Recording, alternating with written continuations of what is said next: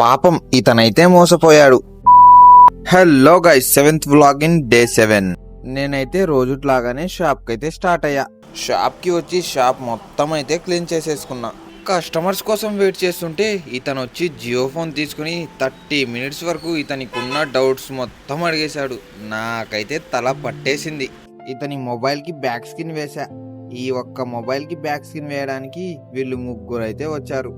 ఇతను మన షాప్ కి వచ్చి ఈఎంఐలో ఫోన్ కావాలన్నాడు. ఓకే, నీ ఆధార్ పాన్ తీసుకొనిరా, ఈఎంఐలో ఇస్తానన్నాడు. కానీ ఇతను పాపం వేరే ఊరిలో మొబైల్ ఈఎంఐలో తీసుకున్నాడంట. ఈఎంఐలు మొత్తం కట్టినా కానీ ఒక్క ఈఎంఐ కట్టాలి అని 1500 రూపాయల వరకు పెనాల్టీ అయితే వేశారు. అందుకే నాకు ఈఎంఐలో ఫోన్ తీసుకోవాలంటే భయం వేస్తుంది అన్నాడు. కానీ మన షాప్ లో అలా ఉండదని నేనైతే ధైర్యం అయితే చెప్పా. ఫ్రెండ్స్, మీరు ఇంకా నూర్ మొబైల్స్ అకౌంట్ ని ఫాలో చేసుకోకుంటే వెంటనే అయితే ఫాలో చేసుకోండి. ఎందుకంటే మన ఫాలోవర్స్ లో ఒకళ్ళకైతే మొబైల్ అయితే ఫ్రీగా ఇవ్వబోతున్నా.